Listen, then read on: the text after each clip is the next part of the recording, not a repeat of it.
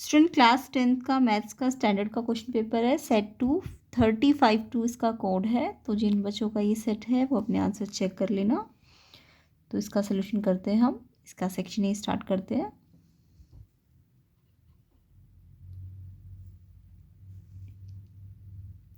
तो देखिए section A इसका देखते हैं अब। सेक्शन ए का फर्स्ट क्वेश्चन आपका था ट्रिग्नोमेट्री में से 1 minus ten square 30 upon 1 plus ten square 30 को बताना था किसके इक्वल आएगा। तो 1030 और की वैल्यू तो आपको पता ही होगी। 1030 की वैल्यू होती है 1/√3 है ना, और उस पर स्क्वायर लगा था, यहाँ भी रख देना था। अब 1 माइनस 1/√3 का स्क्वायर मतलब 1 पे भी स्क्वायर √3 पे भी, तो 1/3 आ जाएगा, यहाँ भी 1/3 आ जाएगा। 1 में से माइनस करेंगे 1/3, तो यानी कि एलसीएम लोगे 1 और 3 का 3 आ जाएगा, और यहाँ पे 3 बन जाएगा, और यहाँ 1 तो 2/3 आ जाएगा, और यहाँ करोगे 3 × 3 + 1 4/3 आ जाएगा।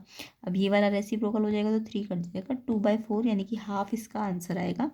अब हाफ तो आपको डायरेक्ट ऑप्शन में गिवन नहीं था, तो आप सोचो हाफ यहाँ इसमें से किसकी वैल्यू होती है। sin 60 की वैल्यू हाफ होती है? नहीं, कॉस हाफ कब होता है, sin 60 पे नहीं होता, कॉस 60 पे होता है। कॉस 60 है इसका वैल्यू। sin 60 तो हमारा √3/2 होता है ना, तो cos 60 इसका आंसर होगा। ठीक है, क्योंकि हाफ आंसर है ना, तो हाफ किसकी वैल्यू है, cos 60 की। तो cos 60 हमारा हाफ होता है ना, तो हाफ आएगा 1 माइनस 1/3 2/3 हो जाएगा, 1 प्लस 1/3 4/3 हो जाएगा, 3 से 3 कैंसिल, तो 2/4 मतलब हाफ। हाफ कब होता है, cos 60 पे, है ना, तो cos 60 आएगा। बी ऑप्शन इसका करेक्ट है। सेकेंड क्वेश्चन देख लेते हैं। ट्राइंगल ए बी सी और ट्राइंगल डी ई एफ में आपको A B upon D E और B C upon F D given था। तो देखो इस ट्राइंगल में हमें सिमिलर नहीं पता कि कौन सा ट्राइंगल किसके सिमिलर है, बस रेशो वाइज हमें, अगर हमें रेशो पता है तो हम रेशो से पता लगा सकते हैं कि ट्राइंगल कौन सा किसके सिमिलर है।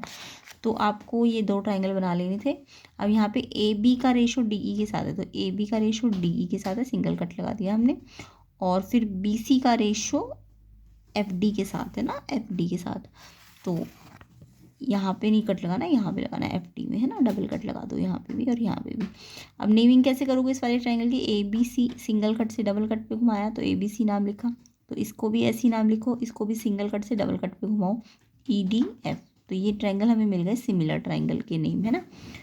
अब ट्राइंगल सिमिलर मिल गए, तो अब हम क्या कर सकते हैं, इनके कॉरस्पॉन्डिंग एंगल बराबर देख सकते हैं। एंगल ए के बराबर ई हो जाएगा, बी के बराबर डी हो जाएगा, और सी के बराबर एफ हो जाएगा।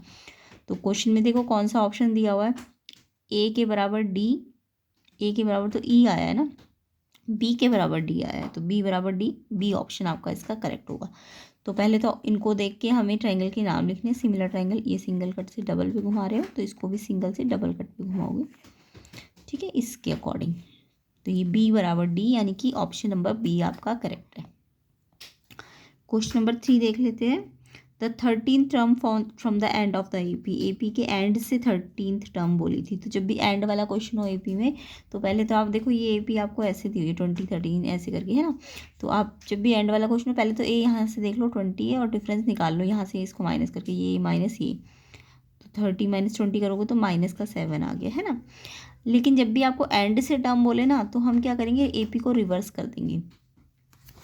तो ये जो डिफरेंस माइनस में आया ना, क्योंकि ऐसे था एपी तो घट रही थी, जब हम इसे रिवर्स करेंगे तो बढ़ेगी ना एपी, तो डिफरेंस -7 की बजाय +7 ले लेंगे। तो जब हम रिवर्स करेंगे एपी को, तो ए डैश तो आपका कितना आ जाएगा, माइनस का 148, जो लास्ट टर्म थी ना, जो लास्ट टर्म थी एपी को जब हम रिवर्स करेंगे तो ये फर्स्ट टर्म बन जाएगी, और ये डिफरेंस -7 की बजाय +7 बन जाएगा। तो जब भी एंड से बोला जाए 13 टर्म, तो एपी को रिवर्स करना चाहिए। तो ये ए डैश आ जाएगा, और ये डी डैश माइनस की जगह +7 हो जाएगा। अब हम लास्ट से 13 टर्म का फॉर्मूला लगाएंगे, तो अब ए नहीं रखेंगे, ए डैश ये वाला रखेंगे, और 12 डी नहीं रखेंगे, डी डैश रखेंगे। 13 है तो 12 रखेंगे ना, तो ए डैश की वैल्यू रख दो 12, डी डैश कितना है 7, 12 7 जा 84, इसको माइनस प्लस माइनस करोगे तो माइनस का 64 आंसर आएगा। डी ऑप्शन इसका करेक्ट होगा, -64, डी ऑप्शन। क्वेश्चन नंबर 4 देखते हैं। 2 dice are rolled 2 dice are rolled together, what is the probability of getting a sum greater than 10, sum greater than 10 लाने की। तो देखो सम हमारा ग्रेटर देन 10 का मतलब 11 भी आ सकता है सम, और 12 भी आ सकता है। तो आपको पता है ना 11 सम कितनी बार आता है, 2 बार आता है, और 12 सम एक ही बार आता है ना, क्योंकि 11 सम के केस क्या बनेगा 6 और 5, और 12 सम का केस क्या बनेगा 6 और 6। अच्छा 6 और 5 भी बन सकता है 11 का, 5 और 6 भी तो बन सकता है। तो 11 सम या तो यहाँ आएगा या यहाँ, तो ऐसे कितने ऑप्शन बनेंगे 2, एंड 12 सम एक ही बार बनेगा। तो आपको ग्रेटर देन 10 का था 11 भी ला सकते हो 12 भी ला सकते हो, बट 10 नहीं लाना, एटलीस्ट 10 होता सम तो 10 भी लेते, तो यहाँ पे 3 भी आ जाता। बट यहाँ पे ग्रेटर देन 10 है तो यानी 11 ही आएगा या फिर 12 आएगा। तो 11 कितनी बार आएगा 2 बार, और 12 कितनी बार आएगा 1 बार। तो 3/36 इसका कैंसिल करोगे तो ये आएगा आपका 1/12। तो 1/12 आपका सी ऑप्शन इसका करेक्ट आंसर है, सी ऑप्शन। नेक्स्ट क्वेश्चन देख लेते हैं, question number 5। In the given figure A B आपको बी सी के इक्वल दी है, इसकी A B tangent B C tangent के इक्वल है, यानी कि बी पॉइंट से एक 2 टेंजेंट कॉमन निकली ना, बी ए और बी सी इक्वल होती है, हमें पता है 10 सेंटीमीटर गिवन है। ए सी आपको टेंजेंट दी हुई है 7 सेंटीमीटर, और आपको बी बी टेंजेंट की लेंथ निकालनी है। बी पी मीन्स ये वाला, आपको ए बी बी सी के इक्वल दिया है और ये निकालना है बी पी। तो देखो बीपी निकालने के लिए हमें पता है अगर ए बी बी सी के बराबर है, पूरी 10 है ना, तो हम क्या कर सकते हैं, हमें पता है बी पॉइंट से जो टेंजेंट जाती है बी पी और बी क्यू ये बराबर होती है ना। तो इसको हमने मान लो यहाँ इसको एक्स माना तो ये भी एक्स हो जाएगा। यस। अब ये पूरी बी ए अगर 10 है तो ये बचा हुआ पार्ट कितना होगा 10 - एक्स होगा, जितना ये होगा ए से 2 टेंजेंट जा रही है ए पी और ए आर, तो ये भी आपस में इक्वल हो जाएगा। तो ये अगर 10 - एक्स है तो ये भी 10 - एक्स हो जाएगा। सेम ऐसी ये अगर बी क्यू एक्स मान लिया, यहाँ से एक्स आ गया ना ये, तो ये पूरा कितना था, ये भी तो 10 था, तो ये क्यू सी कितना हो जाएगा, ये भी 10 - एक्स हो जाएगा। और ये क्यू सी पॉइंट से टेंजेंट जा रही है, तो सी क्यू बराबर सी आर है ना, 2 टेंजेंट बराबर है, तो सी पॉइंट से भी हमारी सी क्यू और सी आर बराबर हो जाएगी। ठीक है। अब हमें सी क्यू तो हमें यहाँ से मिल गई 10 - एक्स, सी आर कैसे निकल सकती है, देखो ये 10 - एक्स है तो ये भी 10 - एक्स है ना, ये इसके बराबर है, अभी बताया था मैंने आपको, है ना। अब लेकिन ये पूरा ए सी कितना दिया हुआ है क्वेश्चन में, ए सी आपको 7 दिया हुआ है, तो सी आर कैसे आएगा, जब मैं 7 में से इसको माइनस कर दूंगी, यानी 7 में से इस 10 - एक्स को माइनस करेंगे तो ठीक है, तो ये आ जाएगा। और इसको इसके बराबर कर दो, तो क्योंकि सी से 2 टेंजेंट सी आर और सी की बराबर होगी, तो पहले तो देखो ये एक्स, ये पूरी 10 थी ये भी 10 थी, तो इसको एक्स माना तो ये भी एक्स आ जाएगी, क्योंकि बी पॉइंट से 2 टेंजेंट इक्वल होगी। फिर ये पूरी 10 है तो ये 10 - एक्स होगी, तो ये जितनी होगी उतनी ये भी होगी, क्योंकि ए से ये दोनों टेंजेंट बराबर होगी। सेम ऐसी ये एक्स है तो ये पूरी 10 थी तो ये 10 - एक्स हो जाएगी, और जितनी ये होगी उतनी वैसे ये भी होनी चाहिए, बट ये फिर फ़ायदा नहीं है, तो हम ये यहाँ से इक्वल नहीं करेंगे, हम इसको क्या करेंगे, ये 10 - एक्स है और ये भी तो हमें पता 7 है, तो ये कैसे निकालेंगे 7 में से इसको माइनस करके, और फिर आपस में इनको इक्वल कर देंगे। तो जब आप सी क्यू तो आपने एक साइड से 10 - एक्स निकाली, और सी आर दूसरी साइड से आपने ये निकाली -3 + एक्स, और इनको आपस में इक्वल कर दो क्योंकि ये भी इक्वल है। तो ये जब इक्वल करोगे तो ये 6.5 आ जाएगा, यानी कि बी पी आपने एक्स मानी थी ना, तो 6.5 आ जाएगी, यानी कि सी ऑप्शन इसका करेक्ट होगा क्वेश्चन नंबर 5 का, C option 6.5 centimetre. Question number 6 देखते हैं, water in a river which is 3 metre deep and 40 metre wide is flowing at the rate of 2 kilometre per hour, how much water will fall into the sea in 2 minutes. तो water है river में, कितनी deep है river 3 metre height है, यानी कि and width दी हुई है 40 एंड फ्लोइंग कर रही है 2 किलोमीटर पर आवर पे, यानी एक आवर में 2 किलोमीटर लंबी चल रही है ना। तो 2 किलोमीटर यहाँ पे एक तरह से उसकी लेंथ हो गई, ये ब्रेथ हो गई और ये हाइट हो गई, तो यानी कि आपको लेंथ पता है 2 किलोमीटर, मीटर में चेंज कर लेना क्योंकि बाकी चीज़ें मीटर में दी हुई है। हाइट आपको 3 मीटर दी है, ब्रेथ आपको 40 मीटर दी है, तो आपको बोला है कि कितना पानी गिर जाएगा सी में 2 मिनट्स में, तो पानी का मतलब वॉल्यूम है ना, वॉल्यूम देखो ये पर आर बोला था ना 2 किलोमीटर पर आर, तो एक आर में कितना वॉल्यूम है LBH, क्योंकि एक आर का दिया हुआ है ना ये, तो ये LBH रखा हमने, ये आ गया 1 घंटे, 1 घंटे में कितने मिनट होते हैं 60, यानी 60 मिनट में अगर ये इतना पानी गिरा वॉल्यूम, तो हमें तो 2 मिनट में निकालना है ना, तो 60 मिनट में अगर इतना, तो यूनिटरी मेथड लगा दो, तो 1 मिनट में निकालोगे तो पहले 60 से डिवाइड करना, और फिर 2 मिनट में निकालोगे तो इंटू 2 करोगे, तो इसे कैंसिल करके ये आ जाएगा 8000 मीटर क्यूब, यानी इतना पानी 2 मिनट में गिरेगा। ठीक है, तो ये 8000 मीटर क्यूब आपका कौन सा ऑप्शन था, सी ऑप्शन इसका करेक्ट था। नेक्स्ट क्वेश्चन नंबर 7 देख लेते हैं। If the mean and median of the data are 12 and 15 then its mode is. तो ध्यान से देखना, मीन आपको 12 दिया है और मीडियन आपको 15 दिया और मॉड निकालना है। तो मॉड का फॉर्मूला तो सबको आता होगा। मॉड क्या होता है? 3 मीडियन माइनस 2 मीन। मॉड कैसे निकलता है? 3 टाइम्स ऑफ मीडियन में से माइनस करते हैं 2 टाइम ऑफ मीन। तो 3 मीडियन आपको 15 दिए, ध्यान से देखो, मीडियन बाद में दिए तो ये 15 दी हुई है और मीन आपको 12 दिया हुआ है। तो 15 3 जब 45 और ये 12 2 जब 24, तो इसको माइनस करो तो 21 इसका आंसर होगा। बी ऑप्शन इसका करेक्ट है। नेक्स्ट क्वेश्चन नंबर 8 देख लेते हैं। In the given figure A B is a tangent to the circle centered at O. If O A 6 है, ओ ए बी 30 है, रेडियस ऑफ सर्कल आपको find करनी थी। तो ये क्वेश्चन तो सिंपल ही था। आपको बोला था ए बी टेंजेंट है, और अगर ए बी टेंजेंट है और आपको ओ ए भी दिया हुआ है 6 है। अच्छा देखो, ये टेंजेंट है तो रेडियस क्या होती है? टेंजेंट पे परपेंडिकुलर होती है ना, ये तो पता है, थ्योरम पढ़ी होगी आपने। तो अगर ये मेरे को ये राइट एंगल दिया है, तो यहाँ पे हमें एक साइड दिया और दूसरी साइड निकालनी है, तो हम पाइथागोरस तो लगा नहीं पाएंगे क्योंकि दो साइडें पता होनी चाहिए पाइथागोरस के लिए। तो एक साइड पता है और एक एंगल भी तो पता है, ये 30 डिग्री। तो यहाँ पे हम ट्रिग्नोमेट्री का यूज़ करेंगे ये दूसरी साइड निकालने के लिए। तो ओ ए पता है 6 और ए बी आपको निकालना है। तो एंगल यहाँ पे है तो ये बेस होगा और ये हाइपोटेन्यूज होगा, क्योंकि 90 का अपोजिट हमेशा क्या होता है? हाइपोटेन्यूज। 90 का अपोजिट हाइपोटेन्यूज ये है और ये बेस माना जाएगा क्योंकि एंगल यहाँ पे। तो हमें बेस निकालना है और हाइपोटेन्यूज गिवन है, तो हम ले लेंगे बेस अपॉन हाइपोटेन्यूज यानी ए बी। लेकिन हमें बेस नहीं निकालना, हमें ओ बी रेडियस निकालनी है ना, क्वेश्चन में रेडियस निकालनी है, सॉरी। तो हमें रेडियस निकालनी है और ये वाली साइड पता है, तो हमें रेडियस, ये रेडियस क्या है? ये देखो, ये बेस है तो ये परपेंडिकुलर होगा ना। तो हम क्या लेंगे? ओ बी अपॉन ओ ए, जो हमें निकालनी है और जो हमें दी है, ओ बी अपॉन ओ ए। ये क्या बना हमारा? P by H. तो पी बाई एच क्या होता है? Sine theta. Sine theta, theta कितना है यहाँ पे? 30 डिग्री का। तो साइन थीटा की वैल्यू कितनी होती है? हाफ, है ना। तो साइन 30 की वैल्यू हाफ होती है ना। तो यहाँ से ओ बी रेडियस है और ये ओ ए तो आपको दिया ही होता है। हाइपोटेन्यूज कितना था? 6। आर निकालने के लिए 6 को यहाँ ले जाओ तो 6/2 यानी 3 सेंटीमीटर रेडियस आ जाएगी। तो इसका आंसर ए ऑप्शन करेक्ट होगा। इसके बाद क्वेश्चन नंबर 9 देखते हैं। In the given figure A C and A B are tangent. A C और ए बी दो टेंजेंट है और टेंजेंट की लेंथ इक्वल होती है, आपको पता है। कॉमन एक्सटर्नल पॉइंट से टेंजेंट क्या होती है? इक्वल होती है। लेकिन आपको यहाँ पे सी ओ डी 120 दिया है, सी ओ डी एंगल 120 दिया है और बी ए ओ एंगल निकालना है। तो ये क्वेश्चन में आपको ये टेंजेंट दी है, ये दोनों, और ये वाला एंगल दिया है बाहर। तो आपको दिख रहा है ये रेडियस है ना, रेडियस क्या होती है? परपेंडिकुलर होती है। तो हम हर बार कर रहे हैं, रेडियस टेंजेंट पे परपेंडिकुलर होती है। अब ये एक ट्रायंगल ले लो, अगर ये वाला ओ सी ए है ना, ओ सी ए में देखो ये इस साइड से बाहर जा रहा है ना ये एंगल, तो ये एक्सटीरियर एंगल है इस ओ सी ए का। तो ए ओ सी ट्रायंगल में ये एक्सटीरियर एंगल किसके बराबर होगा? एक्सटीरियर एंगल जो इसके साथ जुड़ा हुआ उसके बराबर नहीं होता, जो ये जो बचे हुए दो एंगल होते हैं इनका सम होता है। तो एक्सटीरियर एंगल प्रॉपर्टी ये 90 है और ये आपको निकालना है और ये बाहर वाला एंगल बताया। तो ये ओ ए सी निकल जाएगा आपका 30 डिग्री। अब जितना ये है आपको पता है ना, टेंजेंट जब इक्वल लेंथ की टेंजेंट जितने एंगल पे इंक्लाइंड होती है तो ये बाइसेक्ट, ये दोनों पार्ट इक्वल होते हैं, ये तो पता है ना। तो जितना ये होगा उतना ही तो ये भी होगा। तो ये निकालना है आपको, बी ए ओ निकालना है। तो बी ए ओ ए सी के क्या आ जाएगा? इक्वल आ जाएगा यानी 30 डिग्री। तो 30 डिग्री आपका ए ऑप्शन इसका करेक्ट है।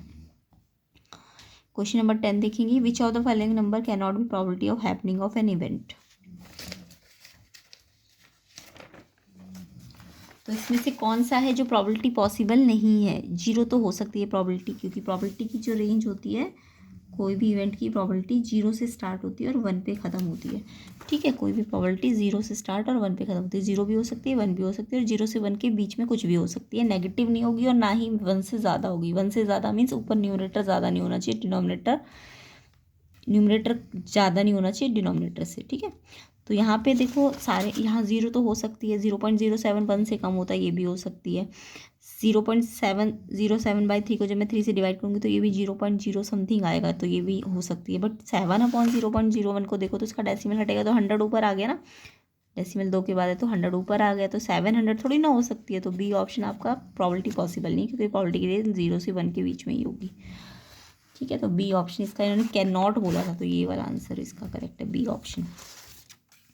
इसके बाद if every term of statistical data consist of n term is decrease by 2। अगर हर एक टर्म को हम 2 से डिक्रीज कर रहे हैं तो मीन में क्या फ़र्क पड़ता है? तो अगर हर एक टर्म को हम 2 से डिक्रीज कर रहे हैं तो मीन भी 2 टाइम्स 2 से क्या हो जाएगा? डिक्रीज हो जाएगा। Decreases bye 2। और अगर एडिशन करते हैं हर एक टर्म में 2 का तो ऐड हो जाता है मीन उतना ही, है ना। और जिससे मल्टीप्लाई करे हर एक टर्म को उतना ही मीन मल्टीप्लाई हो जाता है। तो मीन में जो इफेक्ट आप हर एक ऑब्जर्वेशन में करोगे ना, चाहे प्लस माइनस मल्टीप्लाई डिवाइड, वही मीन में भी चेंज आएगा। तो यहाँ पे डिक्रीज किया ना हमने हर ऑब्जर्वेशन को, तो यहाँ पे मीन भी डिक्रीज बाय 2 हो जाएगा। ए ऑप्शन इसका करेक्ट है। क्वेश्चन नंबर 11 का ए ऑप्शन करेक्ट है। नेक्स्ट क्वेश्चन देख लेते हैं। In the given figure D E parallel to B C, आपको एक्स की वैल्यू निकालनी है। तो देखो डी ई बी सी के पैरेलल है, तो पैरेलल लाइन में या तो आपको बीपीटी लगानी होती है या सिमिलैरिटी थ्योरम। तो जब भी आपको ना पैरेलल लाइन में से कोई एक लाइन निकालनी होती है तो आप सिमिलैरिटी थ्योरम लगाते हो, ठीक है। तो जब आपको ये पैरेलल दिया है तो यहाँ पे आपको, क्योंकि पैरेलल लाइन में से कोई एक लाइन निकालनी है ना, तो यूज़ करनी है, तो आप बीपीटी मत लगाना, सिमिलैरिटी थ्योरम लगाना। तो आपको पता है ये एंगल इसके बराबर है, ये वाला एंगल इसके बराबर है, सी कॉरस्पॉन्डिंग एंगल पैरेलल लाइन है क्योंकि, तो छोटा ट्राइंगल ना इस बड़े ट्राइंगल के कॉन्ग्रुएंट सिमिलर हो जाएगा, छोटा वाला बड़े वाले के, है ना। ए डी ई, देखो इसको हमने इस एंगल से इस वाले एंगल पे घुमाया ना, ए डी ई, तो इस बड़े वाले को भी इस सिंगल एंगल, ये वाला एंगल इसके बराबर है, और ये डबल मैंने इसलिए लगाया कि ये इसके बराबर है। तो इसको सिंगल से डबल पे ऐसे घुमा रहे हो ना ए डी, तो इसको भी ए बी सी में घुमाओ, ठीक है। इससे हमें कॉरस्पॉन्डिंग पार्ट मिल जाएंगे। तो अब हमें यूज़ क्या करना है, ये डी ई और बी सी यूज़ करना है ना। तो पहले तो हमने ये वाली साइड यूज़ करनी है ए डी, तो इसकी ए डी ली तो इसकी क्या आ जाएगी, ए बी आ जाएगी ना। इसकी शुरू ए डी लिया तो इसका ए बी लेंगे। अब इसका हमें क्या लाना है, डी ई लाना है, यूज़ करना है। तो इसकी अगर हम डी ई लेंगे तो इसकी बी सी लेनी पड़ेगी। अब डी ई आपको दिया है, बी सी निकालना है, और ये ए डी तो 2 है, और ए बी कैसे आएगा इसको जोड़ के, तो ये 2/5 equal to 4/x, cross multiply करो तो x की वैल्यू आ जाएगी आपकी 10। तो 10 आंसर होगा इसका, 10 आपका डी ऑप्शन में था। क्वेश्चन नंबर 13 देखते हैं। A quadratic equation whose roots are, ये 2 रूट गिवन है, ये अल्फा और ये बीटा है, और आपको क्वाड्रेटिक इक्वेशन बनानी है। तो ऐसे क्वेश्चन तो आपने बहुत बार कर लिए होंगे। अल्फा प्लस बीटा, आप सम जब भी पॉलिनॉमियल बनाते हैं तो पहले अल्फा प्लस बीटा निकालते हैं ना। तो ये अल्फा था और ये बीटा था, इसको प्लस करोगे तो ये कट जाएगा, प्लस है और ये माइनस है, 2 और 2 4 हो जाएगा। प्रोडक्ट निकालोगे तो इसको इससे मल्टीप्लाई करोगे, तो मल्टीप्लाई में तो आइडेंटिटी बन रही है ना, ए प्लस बी ए माइनस बी की, ए का स्क्वायर माइनस बी का स्क्वायर, ए का स्क्वायर तो 2 का स्क्वायर 4, √3 का स्क्वायर करोगे तो रूट हट जाएगा, 4 - 3 1 आ जाएगा। पॉलिनॉमियल बनाने का फॉर्मूला लगा दूँ, x square minus sum of roots x plus product of root. Sum हमने निकाला था कितना आया 4, और प्रोडक्ट कितना आया 1, तो इस फॉर्मूले में रख दो। तो ये x square minus 4x plus 1, और इक्वेशन बना दी तो इक्वल टू 0 भी लगाते हैं। तो ये आपका कौन सा ऑप्शन है, ये आपका ए ऑप्शन है, ठीक है। क्वेश्चन नंबर 14 देखते हैं। tan थीटा इक्वल टू 5/12, आपको ये वैल्यू फाइंड करनी थी। तो ये क्वेश्चन तो आपने बहुत बार पहले भी किया होगा, इंपॉर्टेंट क्वेश्चन में हमने ये ट्रिग्नोमेट्री के क्वेश्चन ये किया था। तो tan थीटा आपका आता है 5/12 जब दिया हो, तो आप क्या करते हो, जब भी साइन और कॉस में क्वेश्चन दिया होता है तो आप 10 बनाने के लिए ना साइन को कॉस से डिवाइड करोगे, तो यानी न्यूमरेटर में भी कॉस से डिवाइड करोगे और डिनोमिनेटर में भी कॉस से डिवाइड करोगे। तो यहाँ तो कॉस से कॉस कट के 1 आ गया, और यहाँ पे साइन बाई कॉस क्या बन जाएगा 10 + 1, tan थीटा -1। tan थीटा की वैल्यू जो ये है वो यहाँ रख दोगे, +1 as it is, tan theta की वैल्यू -1। इसका भी एलसीएम लेके सॉल्व करो, इसका भी एलसीएम लेके सॉल्व करो। 12 से 12 कट जाएगा, रेसिप्रोकल होगा जब ये वाला। 12 + 5 17 ऊपर आ जाएगा, माइनस का 12 -5 माइनस का 7 नीचे आ जाएगा, यानी कि 17/7 नेगेटिव में, ये ए ऑप्शन इसका करेक्ट होगा। 7 माइनस, ये से माइनस को ऊपर भेज देना, -17/7, तो ये आपका ए ऑप्शन में था। क्वेश्चन नंबर 15 देख लेते हैं। If end points of a diameter of a circle are this and this, then radius of the circle आपको फाइंड करनी थी। तो देखो एंड पॉइंट्स का मतलब डायमीटर बोल दिया ना, तो यानी कि आपको डायमीटर क्वेश्चन में पहले ही बोल दिया कि डायमीटर के एंड पॉइंट्स है, तो आपको पता है रेडियस क्या आएगी, पहले डायमीटर निकाल लो, रेडियस को आधा करके निकाल लेना है ना, 2 से डिवाइड करके। तो ये आएगी, अभी तो ये डायमीटर आया है। तो देखो डायमीटर के लिए हम क्या लगाएंगे, डिस्टेंस फार्मूला लगाएंगे। तो डिस्टेंस फार्मूला क्या है, x2 - x1 का whole square plus y2 - y1 का होल स्क्वायर। ये x1 y1 है, ये x2 y2 है। फॉर्मूला लगाओ, x इसमें से इसको माइनस करो उसका होल स्क्वायर, प्लस इसमें से इसको माइनस करो उसका होल स्क्वायर, -5 - 1 -6 का होल स्क्वायर करोगे तो 36, 4 का स्क्वायर करोगे तो 16, इसको प्लस करोगे तो √52 को रेडिकल्स को सॉल्व कैसे करते हैं, इसके प्राइम फैक्टर करो, 2 तो बाहर आ गया, और √13। ये अभी डायमीटर आया, ध्यान रखना, ये ए बी जो निकाला है हमने डायमीटर निकाला है, तो रेडियस निकालने के लिए इसको आधा भी तो करना पड़ेगा डायमीटर को, है ना, तो 2 से 2 कैंसिल हो जाएगा, तो यानी √13 आएगा इसका आंसर। बी ऑप्शन इसका करेक्ट होगा। ठीक है, तो ये लास्ट में हाफ भी करना था, √13 आएगा इसका आंसर। क्वेश्चन नंबर 16 देखते हैं। The number of polynomial having zeros -1 and 2। तो देखो जीरोस -1 और 2 हो, ऐसे कैसे कितने पॉलिनोमियल हो सकते हैं। तो देखो जीरोस तो कुछ कोई भी पॉलिनोमियल कैसा भी हो उसके जीरोस -1 और 2 किसी फिक्स तो होंगे नहीं, किसी भी पॉलिनोमियल में से आ सकता है ना जीरोस -1 और 2। तो ऐसे बहुत सारे इनफाइनाइट पॉलिनोमियल बन सकते हैं, तो infinite number of polynomial. D option इसका करेक्ट है क्वेश्चन नंबर 16 का। ठीक है, क्वेश्चन नंबर 17 देख लेते हैं। द पेयर ऑफ इक्वेशंस, ये इक्वेशन गिवन थी, आपको बोला था रिप्रेजेंट पैरेलल लाइन जहाँ पे ए बी और इंटीजर्स में क्या कंडीशन लग सकती है। तो अगर ये आपको पहली लीनियर इक्वेशन दी है और ये दूसरी लीनियर इक्वेशन दी है, तो पैरेलल लाइन की कंडीशन क्या होती है, A1/A2 B1/B2 के तो इक्वल होता है, बट C1/C2 के नॉट इक्वल होता है ना। तो यहाँ से अगर हम A/3 को मत लेना, A/3 और 2/B को देखें इक्वल में, है ना, क्रॉस मल्टीप्लाई करोगे तो ए बी इक्वल टू क्या आ जाएगा, 3 2 6, यानी कि इस कंडीशन में हमें पता चल जाएगा कि ये पैरेलल लाइन की कंडीशन है ना। तो ए बी इक्वल टू 6, तो ये आपका कौन सा कंडीशन में था, डी ऑप्शन में। तो डी ऑप्शन इसका करेक्ट आंसर होगा। उसके बाद क्वेश्चन नंबर 18 है the common difference of A P, जिसकी nth टर्म इस फॉर्म में गिवन थी। तो जब भी nth टर्म इस फॉर्म में दी होती है तो हम क्या करते हैं, n के प्लेस में पहले 1 रखते हैं, तो A1 आ जाता है, जहाँ जहाँ n है वहाँ 1 रख दो, तो 5 × 5 -7 माइनस का 2 बड़ा साइन लगेगा ना, जिसका बड़ा जो बड़ा नंबर है माइनस का है तो बड़ा माइनस का साइन लग जाएगा। फिर ऐसे A2 निकालने के लिए इसमें n के प्लेस में 2 रख दो, 5 2 10 -7 3 आ जाएगा। अब डिफरेंस कैसे निकालते हैं, A2 में से A1 को माइनस करके 3 में से माइनस करो -2 को, तो 2 माइनस आ गए तो प्लस आ जाएगा, 5 आ जाएगा। डिफरेंस कितना आ जाएगा इसका, 5। तो 5 आपका ऑप्शन नंबर सी है। अब एजर्शन रीजन पे आ जाते हैं। तो क्वेश्चन नंबर 19 द एजर्शन है number 5 and can not and with digit 0। तो 5 की पावर कोई भी हो, जैसे 5 की पावर 1 है तो वो तो 5 पे एंड होगी ना, 5 × 5, 5 की पावर 2 25, 5 पे एंड हो रही है, वो 0 डिजिट पे थोड़ी ना एंड हो रही है। 5 की पावर 3 करो, 5 5 जब 25 5 या 125, 125 किस पे एंड हो रहा है, 5 पे, यानी कि 5 की कोई भी पावर हो 5 पे एंड होती है, ना कि 0 पे। तो इन्होंने बोला can not and with digit 0, तो ठीक ही तो कह रहे हैं कि 5 की एन कोई भी पावर 0 डिजिट पे एंड नहीं होती, वो 5 डिजिट पे एंड होती है। तो इट मीन्स एजर्शन तो आपका ट्रू है ना, कि वो 5 की कोई भी पावर, 5 की पावर 1 करोगे तो भी 5 पे एंड हो रही है, 5 की पावर 2 करोगे तो 25, यानी कि तब भी 5 पे एंड हो रही है, 5 की पावर 3 करोगे तो 125, तब भी ये किस पे एंड हो रही है, 5 पे, यानी कि 0 पे तो एंड हो ही नहीं रही। तो यानी एजर्शन आपका ट्रू है ना। 0 पे तो तब एंड होती जब इसके प्राइम फैक्टर में क्या आता है, 2 और 5 आता है। जब भी प्राइम फैक्टर में 2 × 5 आएगा तभी तो वो 0 पे एंड होगी, 5 के फैक्टर में 2 तो आता ही नहीं है ना। तो यानी कि एंड विद डिजिट 0 वैसे भी हमने करके देखा तो ये 0 डिजिट पे एंड नहीं हो रही, एजर्शन भी यही बोला कि एंड नहीं होगी, तो यानी कि एजर्शन आपका ट्रू है। उसके बाद रीज़न है prime factorisation of 5 has only 2 factor 1 and 5। Prime factor करेंगे 5 का तो उसके 2 फैक्टर आएंगे 1 and 5। देखो 1 तो कोई किसी का प्राइम फैक्टर होता ही नहीं है, तो हमने 1 तो किसी का प्राइम फैक्टर नहीं होता, तो 5 का प्राइम फैक्टर में सिर्फ 5 ही होता है। ठीक है, 1 तो प्राइम फैक्टर थोड़ी ना है, 1 प्राइम नंबर में नहीं आता, तो इसमें यहाँ पे 1 भी लिख दिया इन्होंने इसका प्राइम फैक्टर, तो जबकि 5 ही है, 5 का प्राइम फैक्टर सिर्फ 5 होता है, तो यानी कि ये फॉल्स है। रीज़न क्या है, फॉल्स है, 2 फैक्टर नहीं है 5 का, सिर्फ एक ही फैक्टर है 5। तो एजर्शन ट्रू है, रीज़न फॉल्स है, तो यानी कि assertion true reason false, C option आपका करेक्ट है। तो इसका क्वेश्चन नंबर 19 का assertion true false, C option इसका करेक्ट होगा। क्वेश्चन नंबर 20 देख लेते हैं। इफ़ द पॉइंट ए आपको गिवन है, बी पॉइंट गिवन है, लाई ऑन अ सर्कल जिसका सेंटर ए है एंड वैल्यू ऑफ एक्स आपको 2 निकालनी थी। तो देखो ये पॉइंट जो है सर्कल पे लाई कर रही है, ये एंड पॉइंट्स नहीं है, ये ध्यान रखना, ये सर्कल पे लाई कर रहे हैं, तो यानी कि ये डायमीटर के एंड पॉइंट्स नहीं है, ये याद रखना आप। तो यहाँ पे अगर सर्कल पे लाई कर रहे हैं तो कहीं भी लाई कर सकते हैं, जरूरत है ना वो स्ट्रेट लाइन पे लाई करेंगे, तो ये यहाँ लाई कर रहा है, ये यहाँ लाई कर रहा है, और सेंटर का पॉइंट भी आपको दिया है।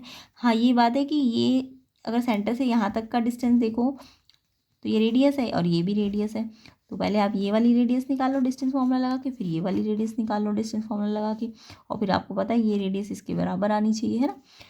तो यहाँ पे ध्यान क्वेश्चन में बस ये ध्यान रखना था कि ये एंड पॉइंट्स नहीं है, कहीं यहाँ एंड पॉइंट करके मिड पॉइंट लगा दो, गलत हो जाएगा। ये क्या है, ये सर्कल पे लाई कर रही है 2 पॉइंट, तो इसका सेंटर से डिस्टेंस इक्वल होना चाहिए, बस ये कंडीशन लगेगी। तो ये डिस्टेंस और ये डिस्टेंस इक्वल होना चाहिए, क्योंकि ये रेडियस है और ये भी रेडियस है। तो ओ ए डिस्टेंस पहले निकाल लो, इसमें डिस्टेंस फॉर्मूला लगा दो। तो डिस्टेंस फॉर्मूला तो लगाना आता है, ये 2 आ जाएगा। फिर ऐसे ओ भी डिस्टेंस निकाल लो, x-2 का होल स्क्वायर प्लस 5-3 का होल स्क्वायर। तो इसे सॉल्व करोगे तो ये फार्मूला x-2 तो INT से सॉल्व होगा ना, एक्स स्क्वायर ए का स्क्वायर प्लस बी का स्क्वायर -2ab एंड 5-3 2 का स्क्वायर 4 हो जाएगा। यहाँ से 4 और 4 8 हो जाएगा। और फिर जब आप इसको इक्वल करोगे ना, इस रेडियस को इस रेडियस के, तो रूट लगा होगा दोनों तरफ, तो स्क्वायरिंग कर देना। तो यहाँ से भी रूट हट जाएगा और इसमें से इसमें स्क्वायर लग जाएगा। और उसके बाद ही क्वाड्रेटिक सॉल्व कर लेना। ये यहाँ ले आना पहले, 8 - 4 4, और ये INT बन रही है ना, a² + b² -2 भी चाहे तो आपने डबल स्प्लिट करके कर लेना। तो x-2 का होल स्क्वायर है, तो x-2 0 के बराबर, तो x की वैल्यू कितनी आ जाएगी 2। तो यही तो ये बोल रहा है कि x की वैल्यू 2 आएगी। तो ये ट्रू है, हमने निकाल के देखा तो ये टू ही आ रही है। तो एजर्शन तो ट्रू है आपका। उसके बाद रीजन बोल रहा है centre of a circle is the mid point of each chord of the circle. क्या सेंटर हर एक कॉर्ड का मिड पॉइंट होता है?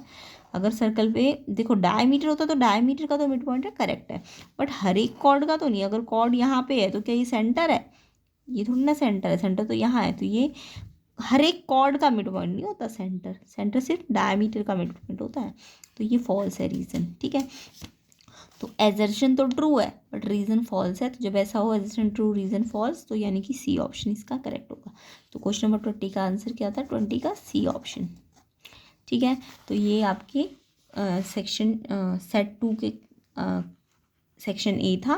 तो इसका सेक्शन बी और सी हम नेक्स्ट पार्ट में करेंगे। वीडियो को शेयर ज़रूर करना, चैनल को सब्सक्राइब कर देना, और कमेंट करके बताइएगा कि आपके इसमें से कितने क्वेश्चन सही है और कैसा गया आपका एग्ज़ाम।